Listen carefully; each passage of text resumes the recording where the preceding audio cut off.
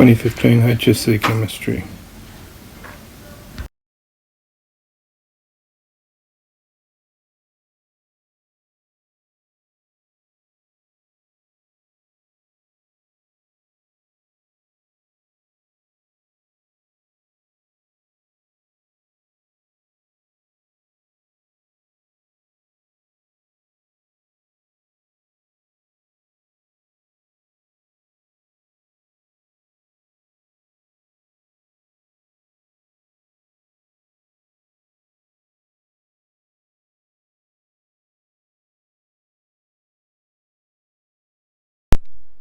Question 1. You can see in this diagram the exosphere, the thermosphere, the ionosphere and the mesosphere are very high up. So they're probably not going to have any effect on UV rays. There's not enough gas in these higher layers for UV to be absorbed. UV rays get further down into the stratosphere. If ozone is down here, it's considered a pollutant and a danger to people. So the answer is ozone layer. Most of the UV rays are absorbed by the ozone layer in the stratosphere. B. Which type of glassware is used in titration to deliver an accurate volume of a solution to a known volume of another solution? Only the pipette and the burette are volumetric glassware.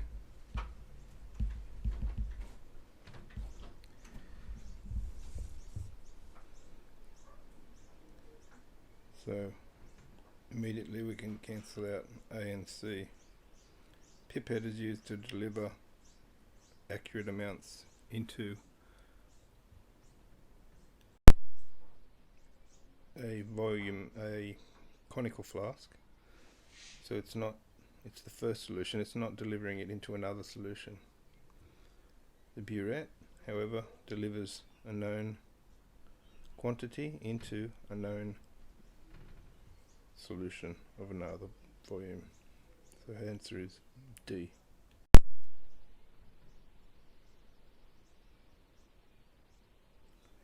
In this case, question 3, what flame colour? So this is a flame test using analysis of samples. Red is usually calcium. We're after the one for copper. Pale purple is usually potassium. Sodium tends to be a yellowy colour. So this one here is copper. Blue-green. The only thing that's close to that would be barium. It's not listed, which is an apple green. So copper is the answer for number 3. Question 4. What happens to Fe2 ion in the following reaction? So Fe2 plus goes to Fe3 plus an electron. So that 3 plus minus 1 equals plus 2. So this is our reaction here involving the ion. It goes from an oxidation state of 2 to an oxidation state of 3. Therefore, it's being oxidized. Its oxidation number state is increased. Therefore it is oxidation, so B is out, D is out. It's losing an electron. It's going to this plus this. And oxidation is electron loss. So it has to be C. The answer to question 4 is C. In question 5, the oxides are calcium oxide, carbon dioxide, sodium oxide and nitrogen dinitrogen tetroxide. These are placed in water to form 4 separate solutions. in this case the periodic table, the methyl oxides react with water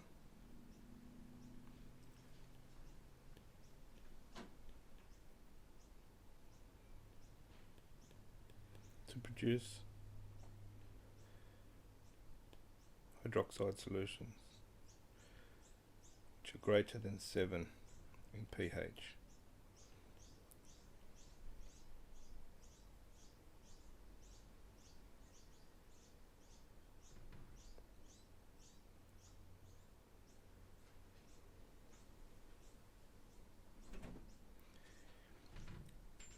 The non-metal oxides react in water to produce acidic solutions such as CO2,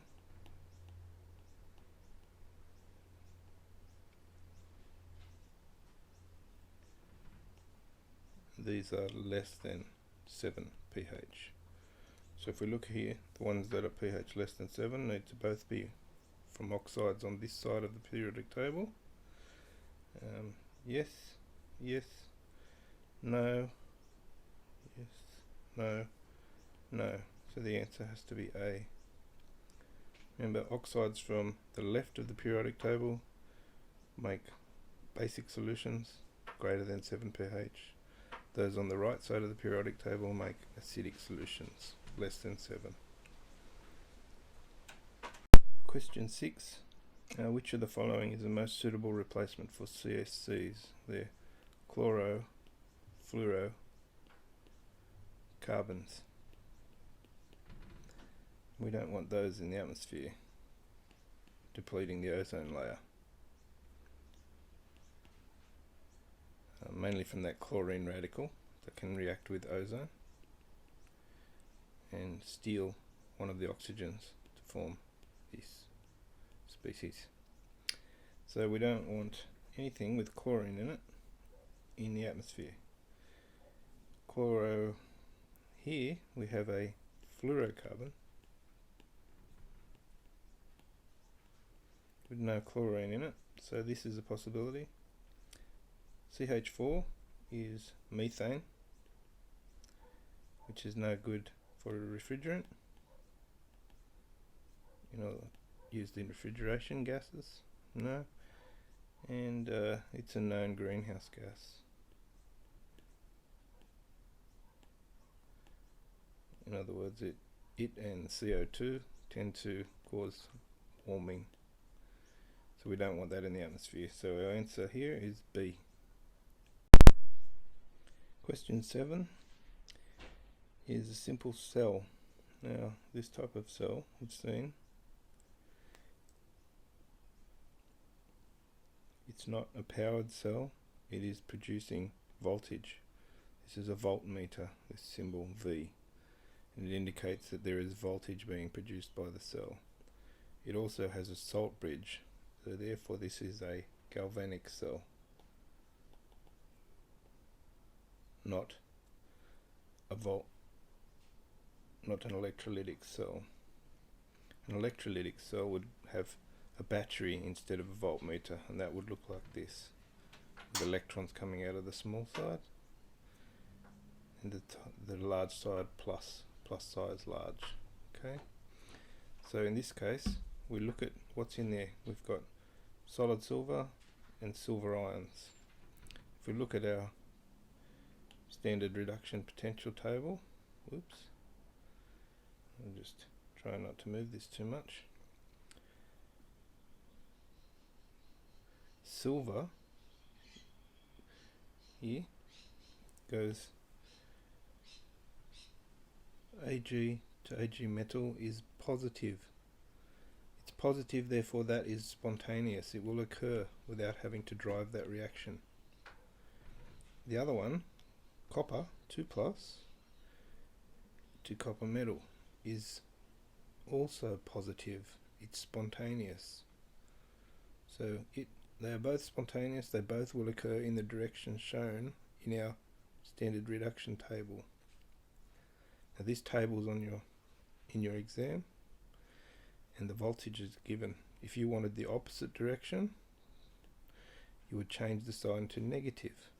It would be negative 8.04 silver metal turning into silver ions. We don't want that. So we're interested in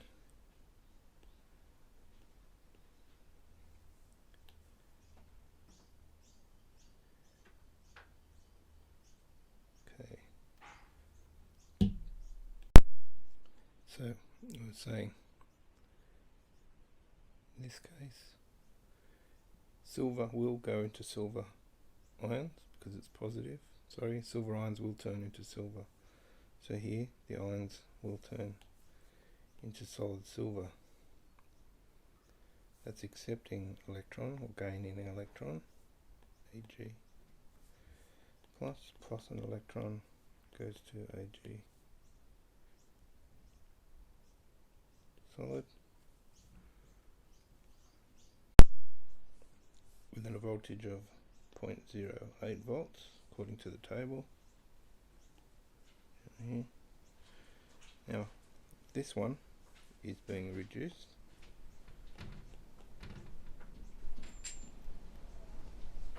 at the cathode.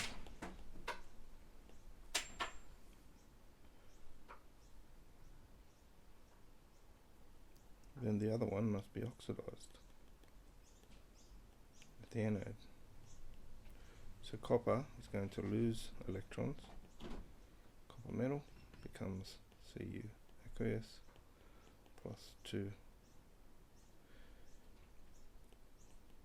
electrons.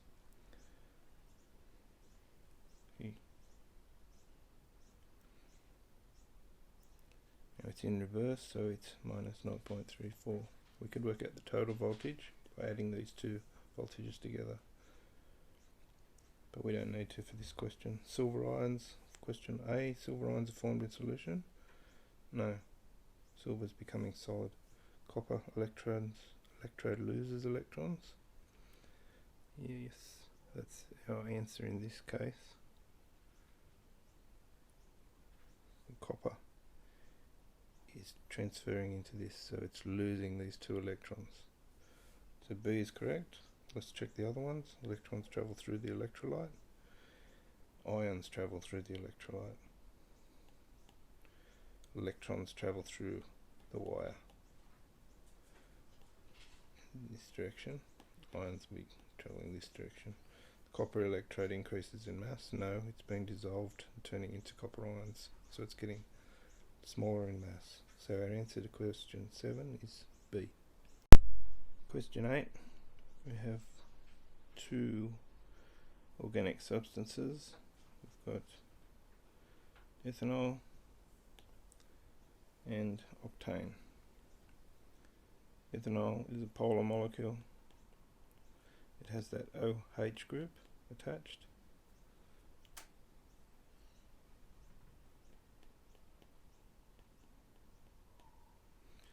Which is electronegative and slightly positive, so we've got a polar part of this molecule. Octane is non-polar. Straight 8 C's with H's.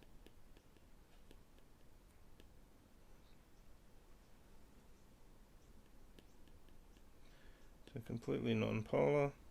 So ethanol is non-polar, so that first one's wrong. Ethanol is polar. Ethanol forms hydrogen bonds with octane. There's nothing in octane that can form the bonds between the hydrogen. There's no other oxygen in here, so that one's wrong. Ethanol forms dispersion forces with octane. That one's possible. And D,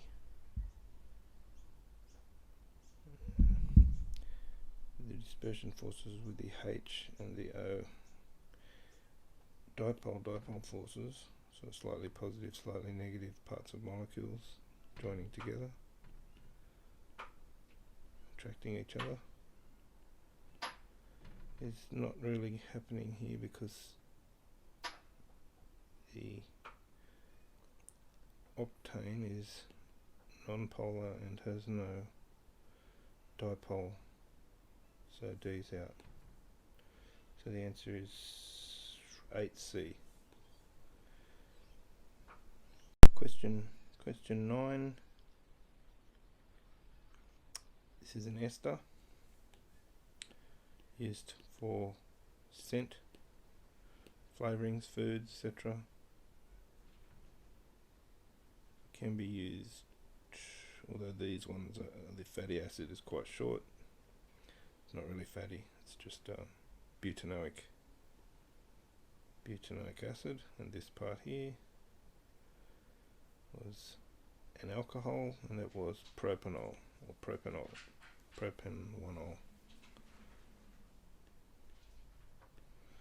So we have butanoic acid only in these two, A and C.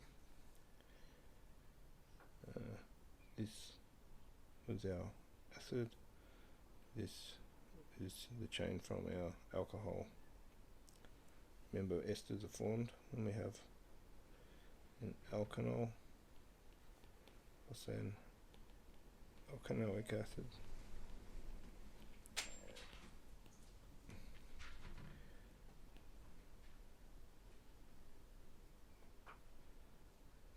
And they form alcohol alkanoate. Here.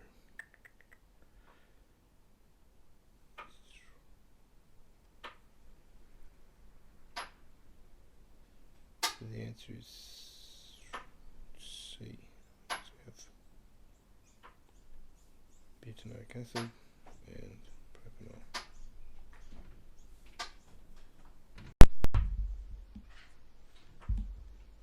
So question 10, which of the equations correctly describes incomplete combustion?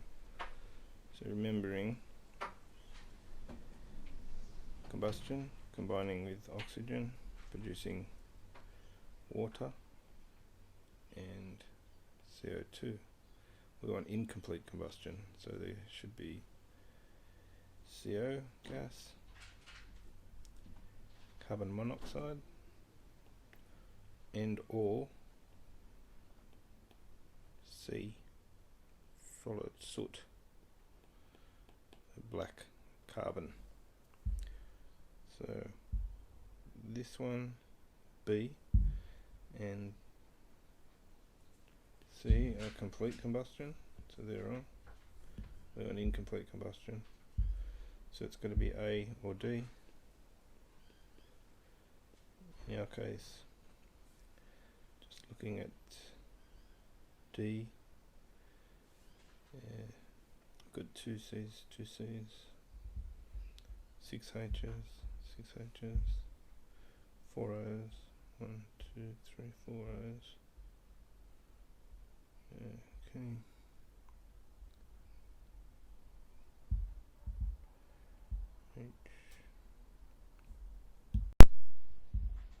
Okay, here we've got 4 O's plus 1 here, that's 5 O's. So it's oxygen and 3 oxygens here. So this one's not balanced, so D's not right. Just check if A is balanced. 2 O's, 3 O's, 5 O's, C2, C2. H's, we've got 6 H's, yes. So A is the answer, because it has to correctly describe, which means it should be balanced. Question 11, we've got an alkanol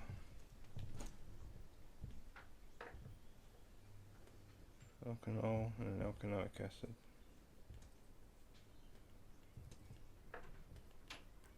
So it's going to form an ester, some sort of ester. We need it to be a polymer, and we need it to be a condensation polymer, so H2O is emitted, or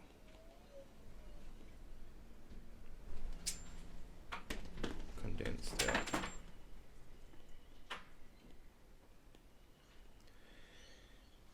Okay, so it's going to join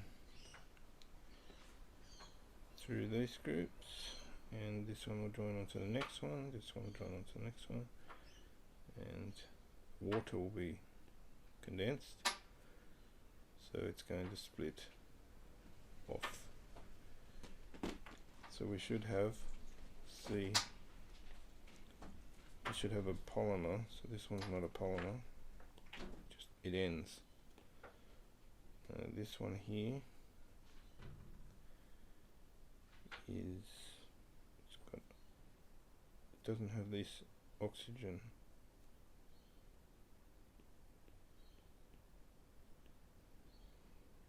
The same at the other end, a group joining.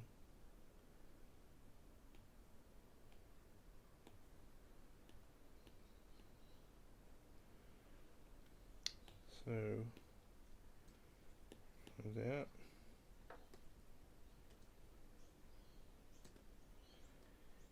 this one here has too many oxygens. Should only be one oxygen there, so it's out. This part we've got just a bond, and that's going to repeat.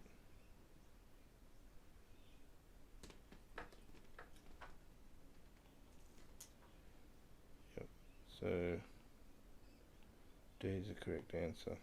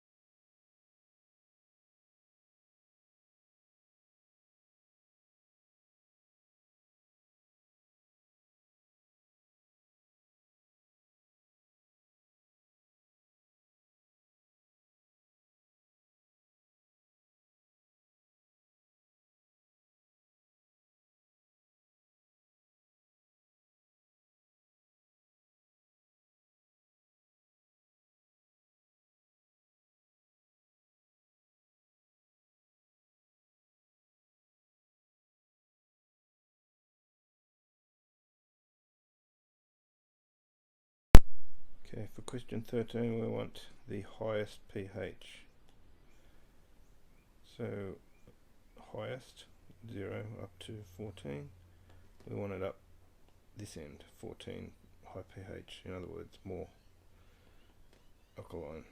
Now they're all acids, so we're not going to have any alkaline value. We're going to have between 1, 2, 3, 4. So these two here are strong acids,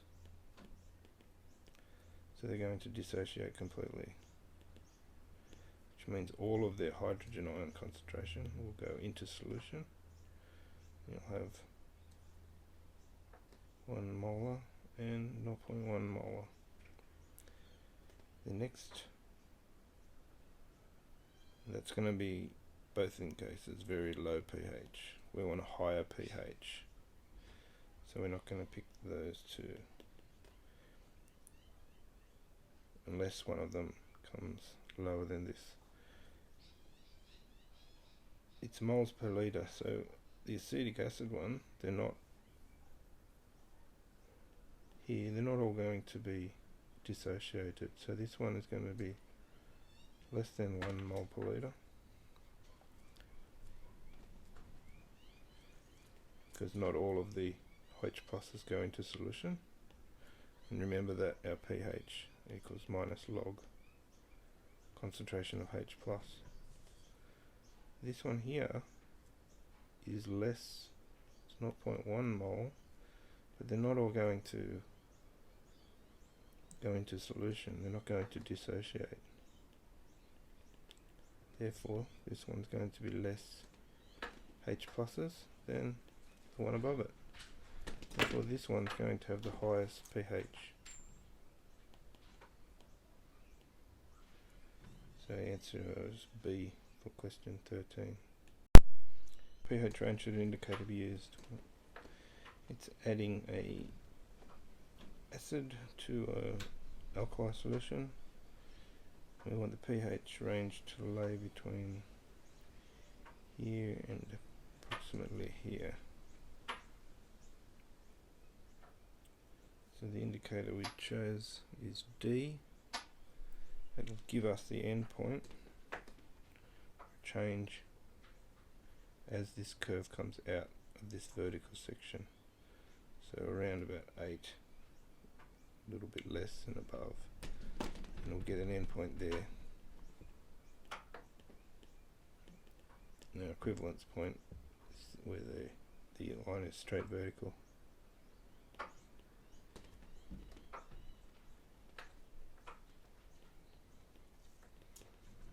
So 8, some people might choose C, but that's going way down, much lower, and we want it up a bit higher, so D is the answer. Question 15 is looking at a section of a water sample taken in a river. The river flows down and goes out to the ocean. So X is going to have effects from farmland running in, fertilizers, nutrients, phosphates, nitrates. It's down the river, we've got the ocean coming in and going out. It's got people, it's going to have higher levels of oxygen demand. It's going to be turbid because it's been down the whole river, so it's going to have lots dissolved in the water. So we're looking at a turbid solution, one of these.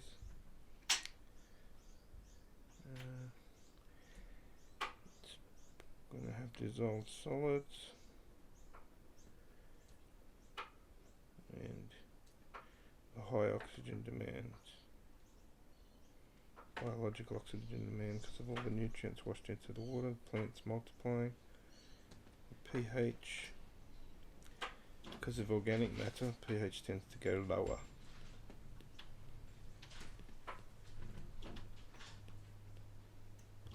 Than 7.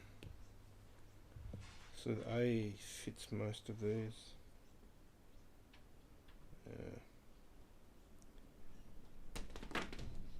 Not C, because only it's so turbid, the water's going to be very cloudy down that far down the river after going through farmland. So our correct one is A. So this is equation question. It's asking you, and it's getting at Le Chatelier's principle.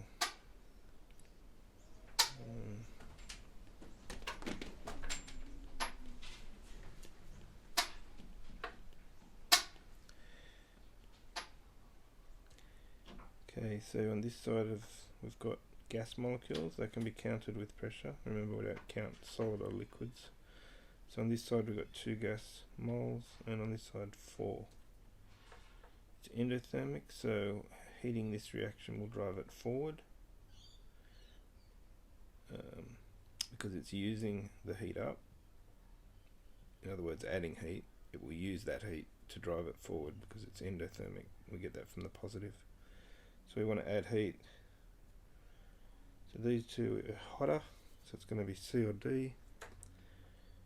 In pressure, if if we increase the pressure, it's going to drive the reaction backwards towards the side with only 2 moles of gas. So we want to drive it forward. We need to decrease the pressure, not increase it. So C is the most correct answer. Increasing the pressure would drive it to the side with the fewest gas molecules. In other words, drive it backwards. And that's not what we want. So C is our correct answer. So here we have a fermentation question. Always write down the equation first.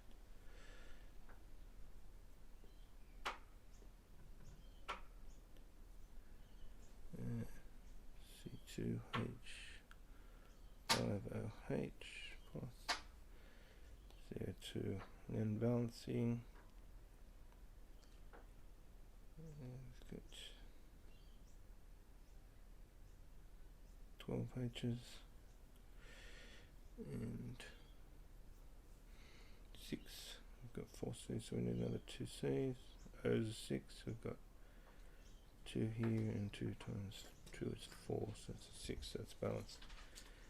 Okay, the amount of glucose used was 10.3 grams.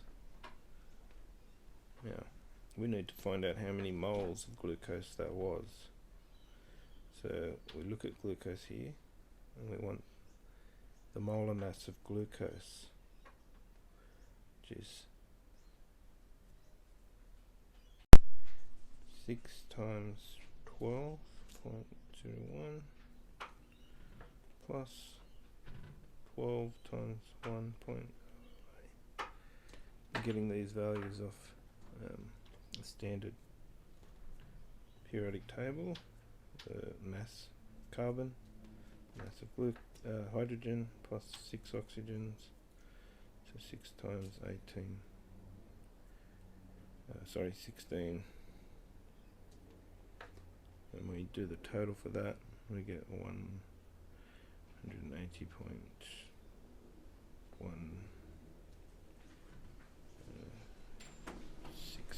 1.156 or something like that.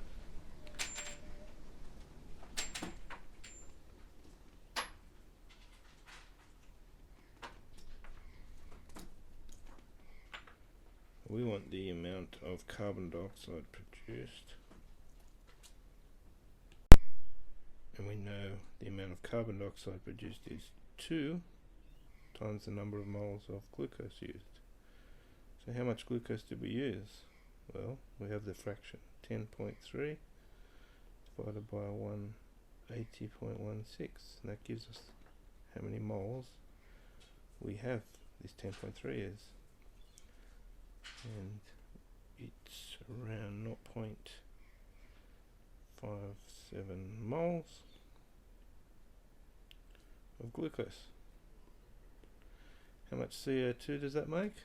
It's twice as much. So it's 2 times 0.057, which equals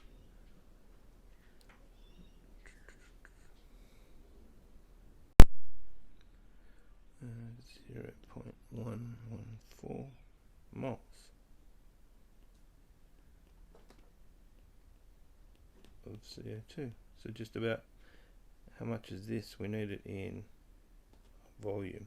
So we need it in litres. So if you look on your periodic table in your exam, you'll see that 1 mole of a gas,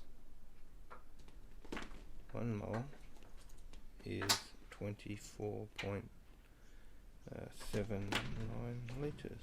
We have 0.114 moles. So we times that by 24.97 litres, and we get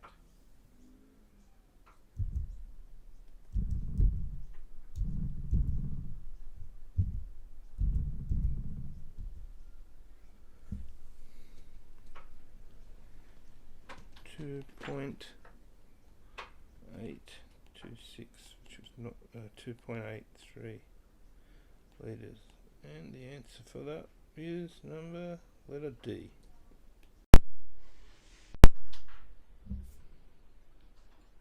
So looking at this question, a sample of pond water is being used to determine the concentration of lead ions using this procedure. 50 mils collected from a pond in a measuring cylinder, placed in a dry, clean beaker. Sodium chloride was added to the solution, the precipitate was formed, dried and weighed. It has a mass. Okay. How could the reliability of the analysis be improved? So reliability is pretty much down to repetition. You want to repeat the exact method. So A fits. Use 50 mils of distilled water as a control.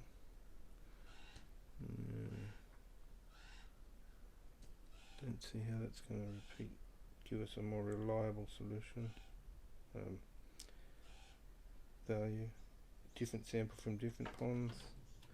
You can have different values. You're changing that variable of that pond water, so you're getting results, but they could be just as unreliable. Removing other contaminants from the sample before analysis. Those other contaminants could involve lead. It's not going to increase the reliability of your results. Anything you do to the sample, you could affect what measurements you get later. So 18A is the most correct answer. Okay, to work this part out, the concentration of lead ions in the sample. We've got a lead precipitate formed, and sodium chloride was added to the sample to precipitate the lead solution. So there was lead in the water, we added chlorine ions, and we got lead chloride.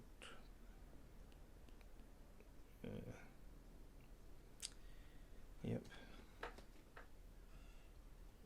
And we need to balance that, so it's 2. Okay. Now, this is solid, this is aqueous.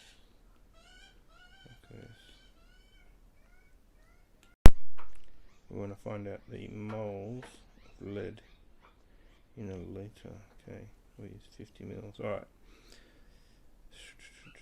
So, the lead sample found was 0.3 grams. We want the fraction of a mole of lead chloride. So the total of lead chloride is lead is 20, what is it, about 7, and chlorine is 35.45 times 2 because there's 1 lead, so that totals 278.1 grams per mole. We've only got 0.13 grams, so still the self fraction of a mole, which is,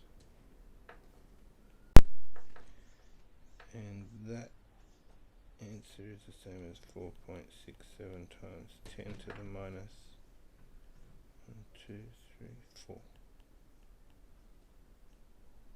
moles of lead.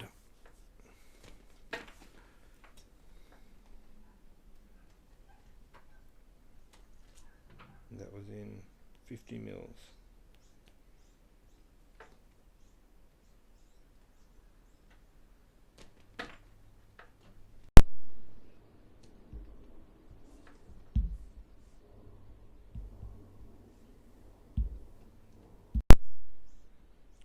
We don't want it in 50 mils, so we have 4 times 10 to the minus 4 in 50 mils. We need to change this 50 to litres, so we divide it by 1,000. Now we get for this answer about 9 times 10 to the minus 3 moles, and now it's in litres, not mils, per 50 mils. And that answer is closest to C. So our answer is C. You'll see this often where you need to work out how many moles of this substance did you find, and then how much was the sample, and we need to change that into litres. So 50 mils is changed into litres by dividing it by 1,000. If you times it by 1,000, you'd get many more litres, and that's not right. It's going to be a fraction of a litre. So you divide by 1,000. For this question, we're looking at heptanol, 1-heptanol, or heptan 1-ol. And you have to know that heptanol has 7. So our heat of combustion for heptanol is going to be approximately 4,638 kilojoules per mole.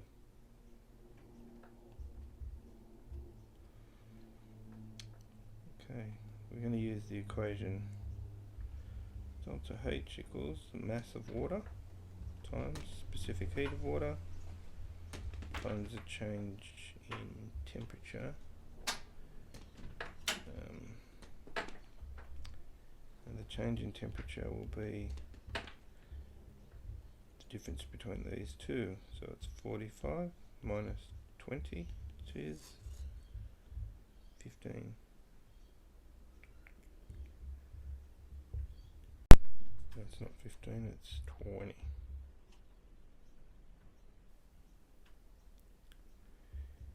Yeah, C is 4.18.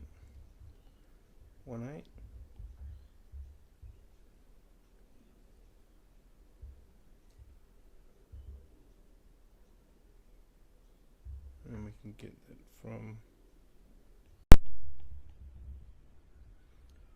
data sheet.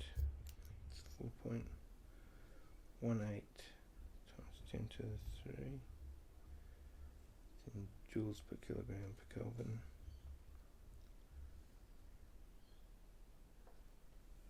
So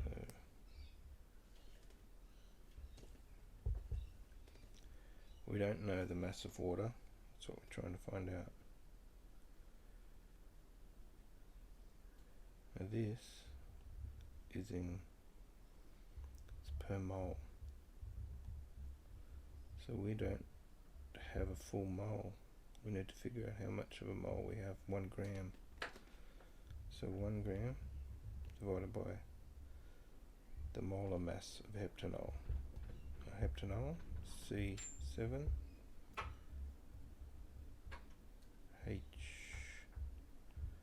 H15 OH. It's carbon 7 times 12.01 plus 16 times 1.008 plus 1 oxygen, and the total is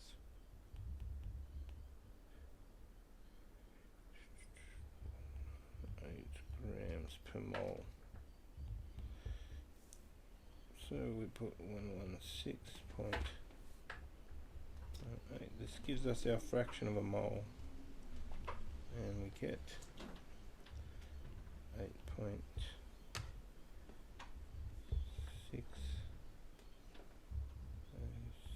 times 10 to the minus 3 moles. Alright. So we need to multiply that this number up here to find out actually how much heat is produced, because we don't have a full mole to make that much heat. We only have this much of a mole. So 8.606 times 10 to the minus 3 times 4638 equals 39.915 kilojoules.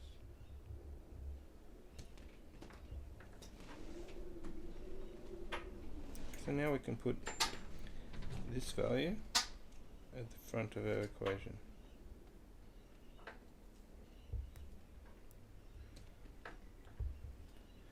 So 39.915 kil.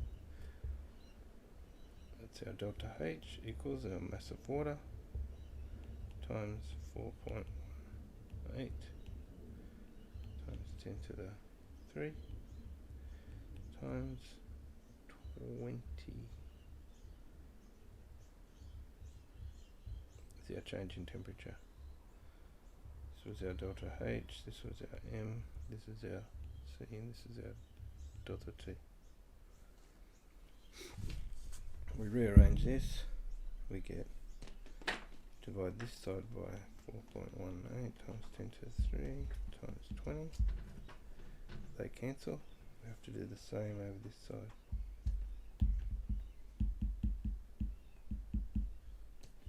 And we get a value here will equal our mass of water. And if you work this out, you get approximately 0.38 kilograms, which is closest to D, our answer. Once again for this question, we had an amount, 1 gram. We had to figure out how much of a mole that was and then use that along with the information they gave us to find out how much, because we didn't use this, we didn't have a full mole, we only had a fraction of a mole. Once you found that value for delta H, you can then put those in the equation, find out the mass of water, or M value.